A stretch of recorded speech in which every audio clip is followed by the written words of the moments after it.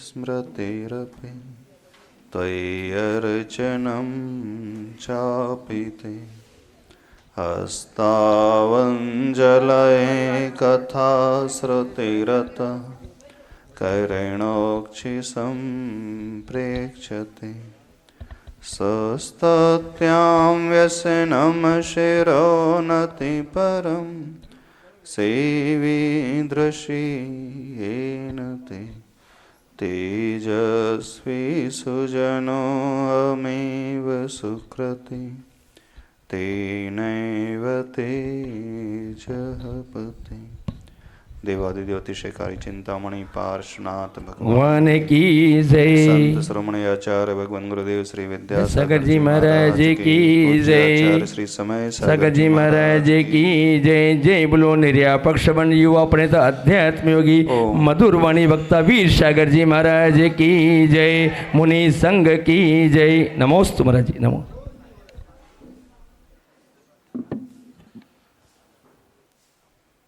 प्रार्थना।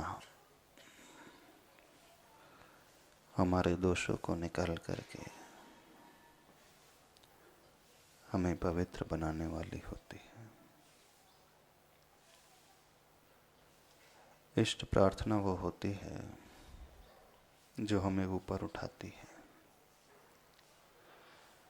वर्तमान में हर संसारी व्यक्ति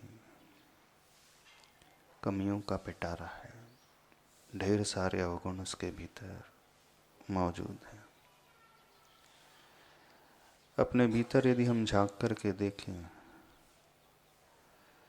तो प्राय कुछ ऐसा निकलता ही नहीं जिसके बारे में हम कह सकें बहुत वैल्यूएबल है। हर एक व्यक्ति के भीतर जो कुछ भरा हुआ है वो अच्छा नहीं है, बुरा ही अधिक है। यदि गुण हमारे भीतर होते तो हम यहाँ रहते ही नहीं, संसार से ऊपर उठ गए होते। गुणी व्यक्ति कभी भी नीचे नहीं रहता है, उसकी यात्रा हमेशा ऊपर की ओर होती है। और जो नीचे है, संसार में अटका हुआ है, इसका सीधा सा अर्थ यही है कुछ तो ऐसा है हम सबके भीतर जो हमें रोक करके रखा हुआ है। उस ओर दृष्टि आनी चाहिए। प्रश्न ये होता है कि आखिर हम इन अवगुणों को दूर करें कैसे, अपने भीतर गुणों को लेकर के आए कैसे। शास्त्र कहते हैं, आचार्य भगवान कहते हैं, जब हम अपने से अधिक गुणियों के निकट आने लगते हैं, उनकी संगति में रहने लगते हैं, उनकी उपासना करने लगते हैं, उनकी पूजा करने लगते हैं, उनकी भक्ति, उनकी विनय, उनकी आराधना करने लगते हैं, धीरे धीरे हमारे अवगुण दूर होकर के गुणों का प्रादुर्भाव होने लगता है। एक श्लोक आता है, प्रतिक्रमण पाठ में भी आता है, मुनि महाराज जिसे हमेशा पढ़ते हैं, और आप श्रावक भी उस पाठ को हमेशा प्रतिदिन करते हैं। पूजा के विसर्जन के पश्चात इस पाठ को आप लोग पढ़ते हैं। शास्त्राभ्यासो जिनपतिनति संगति सर्वदार्य है, सद्वृत्तानां गुणगण कथा दोषवादी च मौनम, सर्वस्यापि प्रियहितवचो भावना चात्म तत्वे संपद्यन्ताम मम भव भवे यावदेते पवर्गः। इसी श्लोक का हिंदी अनुवाद शास्त्रों का हो पठन सुखदा, लाभ सत्संगति का, सद्व्रतों का सुजस करके दोष ढांकू सभी का, बोलूं प्यारे वचन हित के आपका रूप ध्याऊं। आता है ना, आपका रूप ध्याऊं, तौलो लीन रहूं प्रभु जब लो ना मुक्ति पद में। तब तक मैं लीन रहूं प्रभु जब तक मुक्ति पद को मैं प्राप्त ना कर लूं। तो जिनपति नति ही, जिनेंद्र भगवान जो होते हैं, तीर्थंकर भगवान होते हैं, वह जिनपति कहलाते हैं। जिन अपने आप में इंद्रियों को जीतने वाले होते हैं, कषायों के ऊपर विजय प्राप्त करने वाले होते हैं, गुणों से भरे हुए होते हैं, जिन्होंने आत्मा के शत्रुओं को जीत लिया, वे जिन कहलाते हैं। और उन जिन के जो पति यानी स्वामी हैं, वे तीर्थंकर भगवान होते हैं। तो एक बात इसमें कही गई है, एक भावना इसमें भाई गई है, शास्त्राभ्यासों के पश्चात जिन पति नुति ही, नुति का अर्थ होता है उनके चरणों में झुकना, उनकी भक्ति करना। आपका रूप ध्याऊं, उसमें जो आया हिंदी में, हे जिनेंद्र भगवान मैं आपके रूप का ध्यान करूं, तबलाओ लीन रहूं प्रभु, तब तक मैं लीन रहूं, मैं डूबा रहूं, मैं आपके चरणों में झुका रहूं, मैं आपकी स्तुति भक्ति करता रहूं। कब तक? जब तक आप जैसे रूप को मैं प्राप्त न कर लूं। यावत एति अपवर्ग, जब तक अपवर्ग की प्राप्ति मुझे ना हो, तब तक मैं इस प्रकार के कार्य करता रहूं। तो इस श्लोक में 7 विशेष कार्य बताए हैं जो हमें ऊपर उठाने वाले होते हैं। शास्त्राभ्यासों के बारे में तो समझा हमने कि शास्त्र का अभ्यास एक ऐसा कार्य होता है जो हमारे अवगुणों को दूर कर देता है। दूसरी प्रक्रिया जो इसमें बताई गई है, जिन पति नुति ही, यानी उन तीर्थंकर भगवान की भक्ति, तीर्थंकर भगवान की स्तुति भी है, हमारे भीतर गुणों को उद्घाटित करने वाली होती है। आप लोग भगवान के चरणों में झुकते हैं,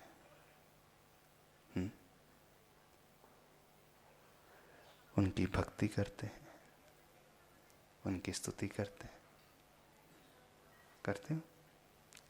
जहाँ तक देखा जाए तो हर श्रावक जिनपति नुति करता तो है, जिनेंद्र भगवान के चरणों में झुकता तो है।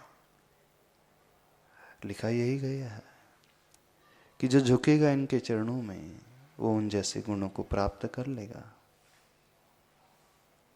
तो आपके भीतर प्रभु जैसे गुण आ रहे हैं। रोज झुकते हैं ना भगवान के पास, रोज दर्शन करते होंगे, भक्ति भी करते होंगे थोड़ी बहुत। क्या पढ़ते हो? प्रभु पतित पावन मैं पावन, ये पढ़ते हो। वहां झुकने के लिए कहा जा रहा है। और हर श्रावक झुकता है, पर हर श्रावक के भीतर तो गुण आते नहीं। आपके भीतर आ गए गुण? नहीं आए? तो फिर जो लिखा है इसका मतलब है उसमें क्वेश्चन मार्क है, डाउट है। हाँ, उसमें फिर संदेह होना चाहिए, क्योंकि जो जिनपति नुति करेगा, जिन भगवान की भक्ति करेगा, उनके चरणों में झुकेगा, तो उन जैसा बन जाएगा, उन जैसे गुणों की प्राप्ति उसे हो जाएगी। अब नहीं हो रही गुणों की प्राप्ति, तो एक अर्थ तो ये निकलता है कि झुकने से कुछ होता नहीं, अथवा दूसरा अर्थ निकलता है हम सही तरीके से झुकते नहीं। दो ही चीज हो सकती है। जब हम कोई कार्य कर रहे हैं उसका फल नहीं मिल रहा है, जब हम रास्ते पे चल रहे हैं और मंजिल पे नहीं पहुंच रहे हैं, तो एक अर्थ होता है हमने रास्ता जो चुना है वो गलत है। हमेशा चलते ही चले जा रहे हैं, बढ़ते ही चले जा रहे हैं, फिर भी मंजिल निकट नहीं आ रही है, ठीक है, मंजिल पूरी ना सही, मंजिल में हम पूरे ना पहुंचे, लेकिन मंजिल के निकट तो हम पहुंचेंगे कि नहीं। आप रात भर ड्राइव कर रहे हो और जो आपने एम डिसाइड किया, डेस्टिनेशन डिसाइड किया, 1000 किलोमीटर की जर्नी थी, इतनी लंबी दूरी थी, और रात भर आपने गाड़ी चलाई, ठीक है, लगातार 8-10 घंटे गाड़ी चलाई, मंजिल तक, डेस्टिनेशन तक नहीं पहुंचे, तो जो चलाने के पूर्व में जब शुरुआत की थी उस समय जितनी दूरी थी और 8-10 घंटे के बाद यात्रा करने के बाद दूरी कम होनी चाहिए कि नहीं होनी चाहिए। 50 किलोमीटर की स्पीड से यदि आपने 10 घंटे ड्राइव की है तो 500 तो पहुँच चले गए होंगे, तो आपकी दूरी कितनी बचेगी? 1000 में से 500 गए तो 500, तो दूरी कम हो जाएगी, या यूं कहें वह व्यक्ति अपनी मंजिल के निकट पहुंच जाता है। और यदि वो मंजिल के निकट नहीं पहुंच रहा है, रात भर चला रहा है, 2 रात से चला रहा है, नहीं पहुंच रहा है, तो क्या रिजल्ट निकल रहा है कि सही रास्ता उसने पकड़ा नहीं है, किसी गलत रास्ते का उसने चुनाव कर लिया है, अथवा गलत दिशा में वो ड्राइव करके आगे बढ़ रहा है। एक तो यह अर्थ है। अथवा दूसरा अर्थ क्या निकलता है? एक उदाहरण है, 4 शराबी भंगेड़ी एक बार क्या है, नदी के तट पर जाते हैं और देखते हैं तट पे नाव रखी है, लगी थी नाव, और नदी पे उस नाव में बैठ जाते हैं नदी को पार करने के लिए, और रात भर चप्पू खेते के रहते हैं, रात भर चप्पू चलाते रहते हैं, चप्पू चलाते चलाते थक जाते हैं, सवेरे होता है, दिन निकलता है, आंखें उनकी खुलती है, तो जैसी आंखें खुली तो बोले जहां से हमने शुरुआत की थी हम तो वहीं के वहीं हैं, नाव जो है 1 फीट भी आगे नहीं बढ़ी, ऐसा कैसे हुआ? और हाथ की थकान दिखा रही है, शरीर की थकान दिखा रही है कि हमने कोई रेस्ट नहीं किया है, रात भर चप्पू चलाया। क्यों नहीं उनकी नाव आगे बढ़ी थी? क्योंकि लंगर उन्होंने खोला ही नहीं था। लंगर जिससे वो नाव बंधी रहती तट के किनारे पे, तट पे, वो गठान खोली नहीं थी और चप्पू खेते रहे थे, तो नाव 1 इंच भी आगे नहीं बढ़ी, जहां थी वहीं के वहीं रही। तो लंगर खोलना पहले आवश्यक होता है। ऐसे ही आप चला तो रहे हो चप्पू, सब लोग चला रहे हैं ना, भक्ति रूपी चप्पू चला रहे हो कि नहीं? कितने वर्ष हो गए भक्ति करते करते? चलो इसी भाव की बात कर लें, कितने साल हो गए? जिन पति नुति ही, भगवान के चरणों में भक्ति करते करते, उनकी स्तुति करते करते, किसी को 30 साल हो गए, किसी को 25 हो गए, किसी को 40, किसी के 50। आपकी नाव कहाँ तक बढ़ी है?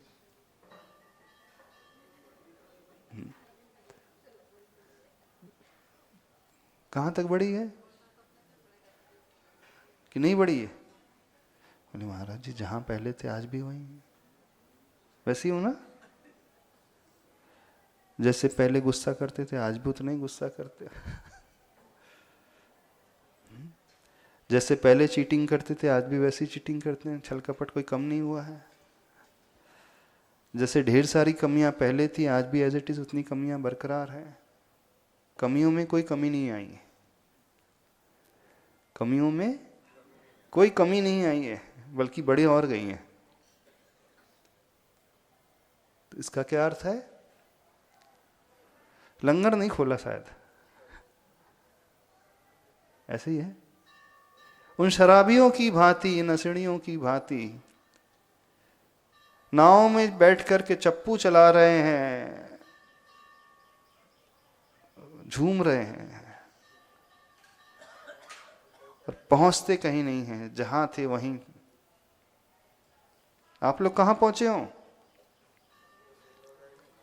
कहीं नहीं पहुंचे। जिस क्लास में थे उसी क्लास में। जिस क्लास में थे वर्षों पहले उसी क्लास में, उससे आगे नहीं बढ़े। यदि आपका बेटा एक क्लास में 2 साल फेल हो जाए तो क्या करोगे? कोचिंग लगवा दोगे, अच्छी से अच्छी ट्यूशन लगवाओगे, स्कूल अच्छी बदल दोगे, स्कूल बदल दोगे, टीचर बदल दोगे, कोचिंग बदल दोगे, थोड़ी सी मेहनत करोगे ज़्यादा। तीसरी साल भी फेल हो जाए तो हाँ, तीसरी साल तो फिर चौथे साल तो एडमिशन दिलाओगे कि नहीं? फी पे करोगे इसकी? नहीं। अच्छा, ट्राई अगेन कितने साल तक ट्राई करते रहेंगे बताए? 3 साल एक ही क्लास में 4 साल हो जाए तो? हमने किसी पेरेंट्स को नहीं देखा थी 4 साल उनका बच्चा एक ही क्लास में फेल हो जाए तो फिर वो कंटिन्यूटी करते रहे, फिर बोले तो दुकान में आके बैठ जा हमारे साथ, वही ज़्यादा अच्छा है। क्लास मॉनिटर बन जाएगा वो। अच्छा, एक्सपीरियंस होल्डर हो जाएगा, एक क्लास में रहते रहते एक्सपीरियंस होल्डर हो जाएगा, तो बोले बहुत अच्छा है, हर सब्जेक्ट को उसने देख लिया है, पढ़ लिया है। या तो उस बच्चे ने ठान लिया है कि जब तक 100% नहीं आएंगे मार्क्स तब तक अगली क्लास में नहीं जाऊंगा, जब तक मैं मास्टर ना बन जाऊं तब तक अगली क्लास में नहीं बढ़ूंगा। ऐसा तो आप लोग ने ठान लिया है, जब तक मास्टर ना बन जाए आगे नहीं बढ़ेंगे। ऐसे ही है ना? सारे चप्पू खे रहे हैं, रोज मंदिर आ रहे हैं, भगवान की भक्ति कर रहे हैं, फिर भी जहां के था लंगर नहीं खोला। तो पहले लंगर खोलने की आवश्यकता है, जिससे वो नाव बंधी है उसे खोलने की आवश्यकता है, तब वह पुरुषार्थ फलदायी होने वाला है, सार्थक सिद्ध होने वाला है। इस कारण भी नाव आगे नहीं बढ़ती, जीवन की गाड़ी आगे नहीं बढ़ती। अथवा दूसरा कारण हो सकता है, लंगर तो खुल जाते हैं लेकिन चप्पू कभी आगे कभी पीछे चले तो क्या होता है? जब आप पीछे चल रहे तो नाव आगे बढ़ती है, और चप्पू की डायरेक्शन बदल जाए तो क्या होता है? ने कभी देखा है? नाव चला करके देखा होगा। नाव को आगे बढ़ाने के लिए पानी को पीछे फेंकना पड़ता है, तो वो नाव अपने आप आगे बढ़ती है, और पानी को आगे फेंकेंगे तो नाव पीछे की ओर जाने लगती है। ऐसे होता है। अब जहां लंगर खुले नहीं थे, नाव पीछे नहीं गई, वहीं के वहीं रही। बहुत सारे लोगों ने लंगर तो खोल लिए हैं, खोल लिए हैं, और नाव चला भी रहे हैं, चप्पू चला भी रहे हैं। कभी वो थोड़ा आगे बढ़ते हैं, कभी वो वापस पीछे आ जाते हैं। कभी आपकी गाड़ी आगे बढ़ जाती है, कभी पीछे आ जाती है, और कई बार तो ऐसा होता है जहां थे उससे भी नीचे आ जाते हैं। आ जाते हैं ना कुछ लोग। जब उन्होंने होश संभाला उस समय तो अच्छे थे, लेकिन जैसे जैसे उनका जीवन बढ़ता चला गया वे और गिरते चले गए, उनका पतन और होते गया। ऐसा क्यों हुआ? रिवर्स डायरेक्शन में उन्होंने चप्पू को चला दिया। आप भगवान के पास आते भी हैं, भक्ति तो दूर वहां पे, जिनपति नुति तो दूर वहां पर, और कषाय अधिक करने लगते हैं।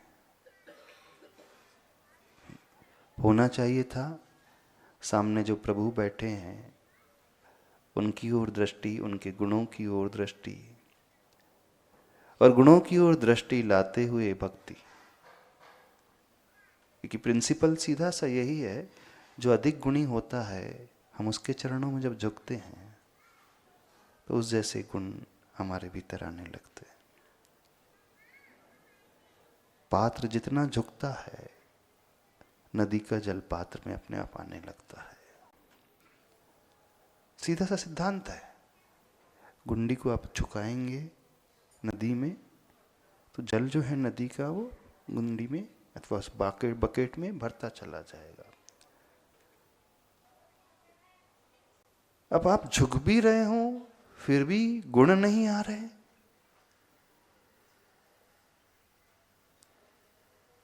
बल्कि नुकसान और हो रहा है।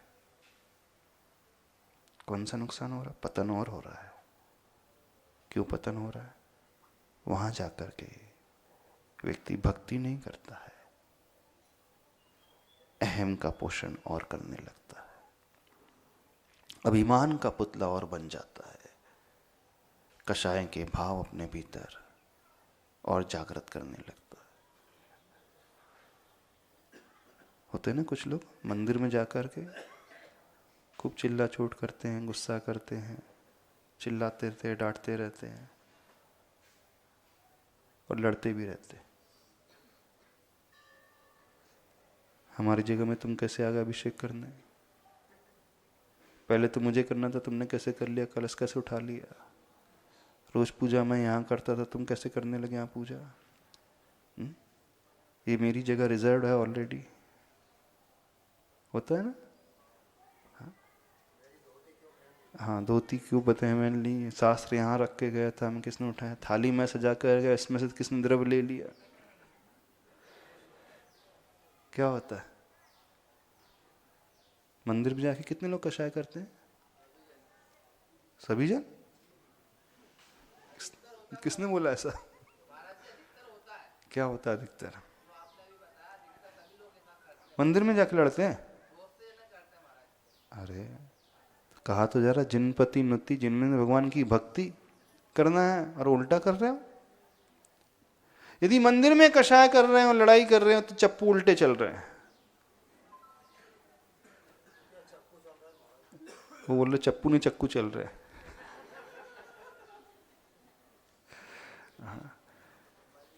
वहां जाकर के व्यक्ति ऐसे भाव पैदा कर रहा है और उसका पतन होते चला जा रहा है। जहां था वो वही नहीं है, उससे और नीचे चला गया था कोई दूसरे उद्देश्य को लेकर के कि भगवान की भक्ति से मेरा उत्थान हो जाएगा, भगवान की भक्ति से, उनकी पूजा से मेरा कल्याण हो जाएगा, मेरे भीतर उन जैसे गुण आ जाएंगे। तो गुण तो आना दूर रहा, अवगुण और बढ़ गए। तो क्या भगवान के कारण अवगुण आ गए उसके पास? फिर कहा तो ही जाएगा मंदिर जाकर के इसका पतन हुआ, यही कहा जाएगा ना। नमोकार मंत्र के कारण इसका पतन हुआ, गुरु के कारण इसका पतन हुआ। क्यों भाई? राजा श्रेणी 7वें नरक की आयु क्यों बांधा था? राजा श्रेणी ने 7वें नरक, 7वीं पृथ्वी की आयु क्यों बांधी थी? सर्प डाल दिया था गले में। अरे किसी के गले में सर्प डालने से 7वें नरक की आयु बनती है क्या? कोई आपका दुश्मन आपके गले में सर्प डाल दे तो 7वें नरक जाएगा क्या वो? हाँ, सर्प डालना तो दूर, कई लोग किसी को मार भी देते तो 7वें नरक नहीं जाते। और राजा श्रेणी ने तो मरे हुए सर्प को डाला था, मुनि महाराज को तो मारा भी नहीं था। मारा था मुनि महाराज को? नहीं मारा था, टच भी नहीं किया था। राजा श्रेणीक ने टच भी नहीं किया था, कोई प्रहार नहीं, कोई अस्त्र नहीं, कोई शस्त्र नहीं चलाया था।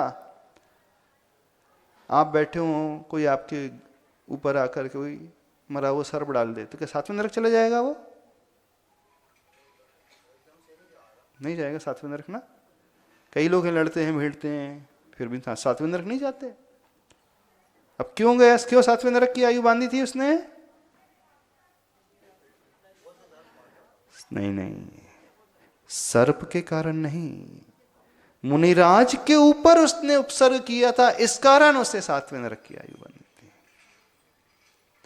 यदि कोई सामान्य व्यक्ति होता, कोई उसका शत्रु होता, उसकी गर्दन में उड़ाता तो जरूर नहीं 7वां नरक चला जाता वो। पात्र कौन सा था? पात्र मुनिराज थे, दिगंबर गुरु थे।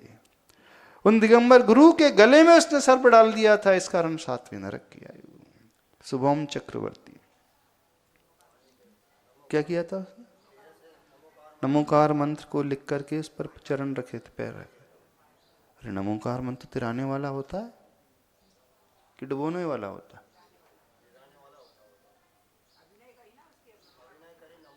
तो मंत्र से नीचे भी जा सकता ना फिर तो, ऐसी है ना। अरे जो नमोकार मंत्र नाग को हार बना रहा था,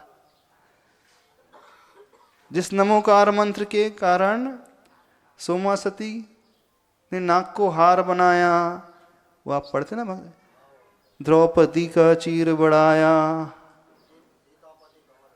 सीता प्रति कमल की रचना की, जल की रचना की, नाग को हार बनाया, सूली को सिंहासन बना दिया, ऐसा भजन पढ़ते ना। नमोकार मंत्र के प्रभाव से सूली थी वो सिंहासन बन गया, या चांडाल। हाँ, सारे जितने भी अतिशय घटित हुए थे उस मंत्र के कारण, अब वो शुभम चक्रवर्ती नरक चला गया, इस कारण नमोकार मंत्र के कारण। नमोकार मंत्र के कारण तो यदि नहीं लिखता नमोकार मंत्र, ऐसी पैर रखता तो 7वें नरक थोड़ी जाता वो। क्या बात कर रहे हैं? तो नरक पहुंचाने का निमित्त कौन बना? मंत्र बना ना। 7वें नरक की आयु बांधने का निमित्त कौन बने? मुनि महाराज बने। तो गुरु भी निमित्त बन रहे नरक पहुंचाने में, जिंदवाणी भी निमित्त बन रही नरक पहुंचाने में।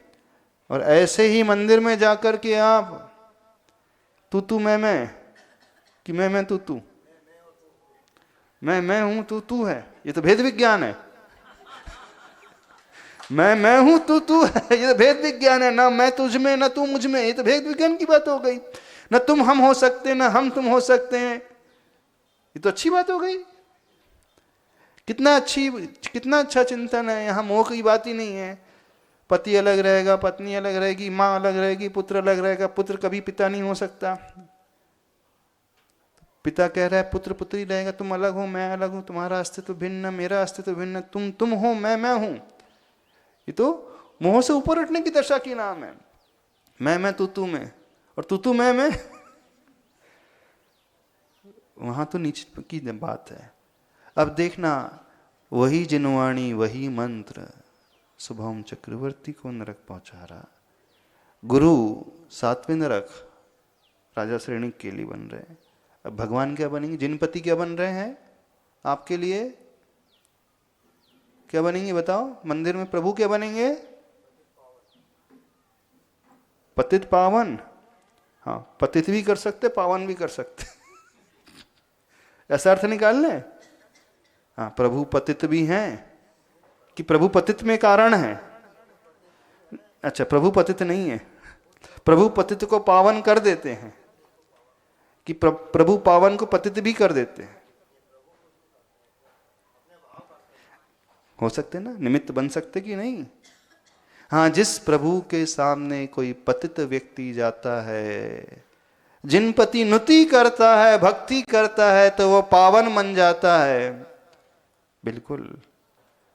और उन्हीं प्रभु के पास जाकर के वो पतित भी हो सकता है। वे ही प्रभु उसके लिए पतित होने में निमित्त भी हो सकते हैं। कब? जब वहां जाकर के वो लड़ाई भिड़ाई आदि करने लगे, कषाय करने लगे, क्रोध करने लगे, चिल्लाने लगे। शायद बहुत सारे लोग करते होंगे। मंदिर में जाकर के अभिषेक के समय, पूजा के समय, शांति धारा के समय, स्वाध्याय के समय करते तो होंगे। कोई आपके आगे आ जाए तो आप कैसे बोलते? बड़े रिस्पेक्ट से बोलते, भाई साहब थोड़ा सा साइड से हो जाए, ऐसा बोलते? मेरे आगे क्यों आ गया तू, कि ऐसा बोलते? कौन सी टोन रहती? हाँ, ये टोन रहती है, भाई साहब थोड़ा सा साइड प्लीज, ऐसी टोन होती, इतना प्यार सवाल ही नहीं। तो कैसा रिएक्शन रहता है आपका? आप अभिषेक कर रहे हैं और कोई आपके आगे आके खड़े हो जाए, आप स्वाध्याय कर रहे हैं और वो कुछ करने लगे, आप पूजन करने लगे हैं और वो डिस्टर्ब करने लगे, सपोज हो सकता है, तो आप बड़े पोलाइटली बोलते होंगे, हे भव्य आत्मा, हे भगवान आत्मा, थोड़ा सा साइड हट से, हाँ ऐसा बोलते होंगे, हाँ ऐसा बोलते होंगे, हे भगवान आत्मा, हमें इन भगवान के दर्शन करने दे, हम आप भगवान की आत्मा के बाद में दर्शन कर लेंगे, ऐसा कहते? ऐसा तो कोई नहीं कहता होगा। हाँ, तो होनहार भगवान आत्मा को तो ऐसा नहीं बोलते होंगे कि हम होनहार भगवान आत्मा के दर्शन बाद में कर लेंगे, अभी जो वर्तमान की भगवान आत्मा उनके हम दर्शन कर लें। शायद हमने तो आज तक सुना नहीं मंदिर में किसी को ऐसा कहते हुए। आपने सुना किसी को? सवाल ही नहीं उठता। तो कैसा कहते हो? क्या टोन रहती है और कौन से शब्द रहते हैं? एक टोन और शब्दों का चुनाव कैसा रहता है? अच्छा, तू अंधा है क्या? अच्छा, और भी कुछ रहता है? कितना ही है? इससे भी ज्यादा हो सकता है। चेहरे की आकृति अलग बन सकती है, टोन अलग हो जाती है, भाव कुछ ऐसे वैसे हो जाते हैं।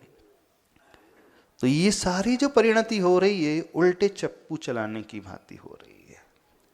शराबी लोग तो बेचारे पीछे नहीं गए थे ना, पर बहुत सारे लोग जिन प्रभु के पास जाकर के पीछे भी चले जाते हैं, जैसे वो राजा श्रेणिक,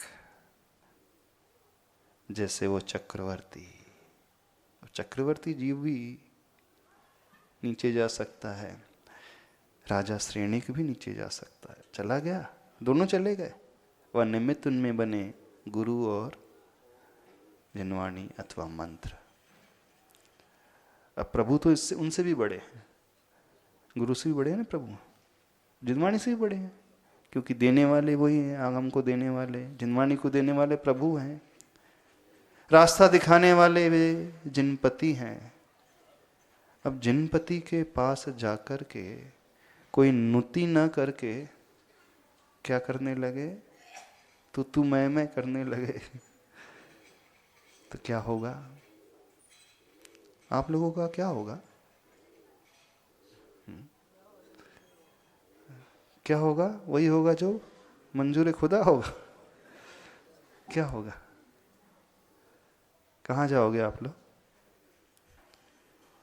बात की जा रही है प्रार्थना की, गुणी की संगति को लेकर के, गुणी की संगति को पाकर के, गुणी की निकटता को पाकर के हमारे भीतर भी गुण आते हैं, आने चाहिए, पर हो उल्टा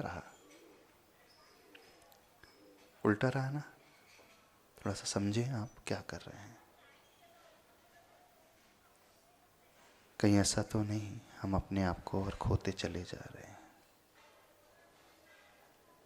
करना उनकी भक्ति है, गुणानुवाद करना है। सिद्धांत बिल्कुल सीधा है। जब अंदर अहोभाव से भर करके, अहोभाव का अर्थ है अपने मन की कषायों को निकाल करके, जब व्यक्ति एकदम झुकता है, उनकी पूजा करता है, दृष्टि उनके गुणों की ओर लागता हुआ आराधना करता है, तो लॉ ऑफ अट्रैक्शन के अनुसार वो ही गुण, उसी प्रकार की वाइब्स को वो अट्रैक्ट करने लगता है, उस एनर्जी को अट्रैक्ट करने लगेगा। जो एनर्जी उनके भीतर है, जो ऊर्जा से भरे हुए हैं, वैसी ऊर्जा हमारे भीतर आने लगेगी। और जितने गुण उनके आत्मा में हैं, प्रकट हो चुके हैं, पूरे इतना सही, आंशिक रूप से ही सही, कुछ ना कुछ तो हमारे भीतर अवश्य आएंगे। और फैक्ट है, आते ही हैं, क्योंकि भक्ति परंपरा से मुक्ति का कारण होती है। प्रभु की भक्ति जो है प्रभु के चरणों में झुकना जो है, परंपरा से हमें उन जैसा ही बनाने वाली हो जाती है। बिल्कुल, क्योंकि कोई भी आत्मा परमात्मा ऐसे ही नहीं बनती है। जितनी भी परमात्माएं बनी हैं, सर्वप्रथम उन्होंने भक्ति की है, प्रभु के गुणगान गाए हैं, उनके चरणों में झुके हैं। तो हम अच्छे से झुकना सीखें, क्योंकि भक्ति तो रोज आप कर ही रहे हैं। कोई भी व्यक्ति ऐसा नहीं जो भक्ति नहीं कर रहा है। अभी तो क्या होती है तो बाद में बता देंगे भक्ति, पर व्यक्ति कर रहा पूरा उल्टा कार्य है। यदि फल मिलना होता तो बहुत सारे अवगुण अभी घट गए होते, कम हो गए होते, और अवगुण कम नहीं हो रहे हैं। इसका अर्थ है वहाँ हम कषाय छोड़ नहीं रहे, बल्कि कषाय और बढ़ा रहे हैं। ये ना, अच्छा, एक व्यक्ति ऐसा हाथ खड़े कर दे जो कह सकता है कि मैं मंदिर में कभी चिल्लाया नहीं हूं,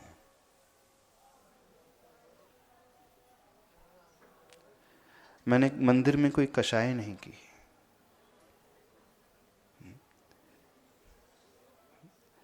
मंदिर में जाकर के छल नहीं किया, भगवान से कभी झूठ नहीं बोला,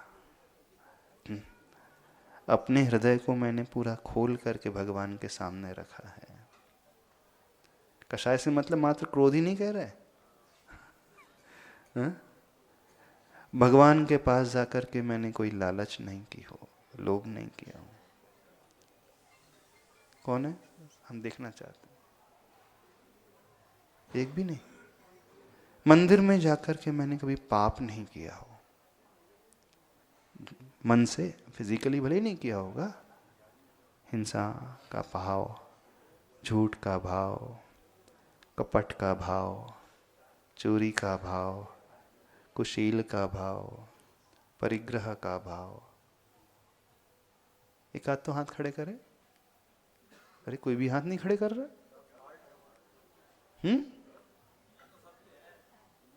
क्या क्या सत्य है? यानी नहीं, अवगुणों से तो भरे हैं, वो तो फैक्ट है उसमें, कि उसमें तो कोई दो राय है ही नहीं।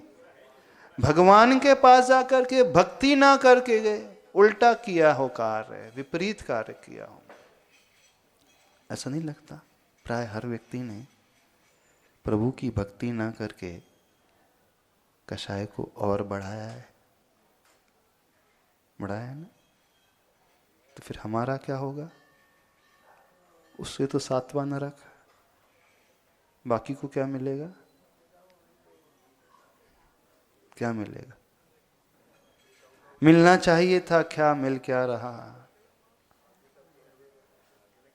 सोचे विचारे, प्राय हर व्यक्ति जो है उल्टे चप्पू चला रहा है, जहां था वो उससे और पीछे होते चला जा रहा है। बल्कि हमें बढ़ना आगे था, मंजिल के निकट पहुंचना था, और हम मंजिल से और दूर होते चले। विचार करें, जिन पति नुति जो प्रार्थना में कहा गया है, उनकी भक्ति हमें ऊपर उठाने वाली सिद्ध होती है, और हम भक्ति वैसी करना सीखें। आज समय हो गया, इतना कहते हैं, बाकी आगे देख लेंगे। बोले देवादिदेव चिंतामणि पार्श्वनाथ भगवान की। जिनवाणी के ज्ञान से सूझे लोकालोक, सोवाणी मस्त सदा दे। हे जिनवाणी भारती तो हे जपुद्र, जो तेरी शरण में सो पार।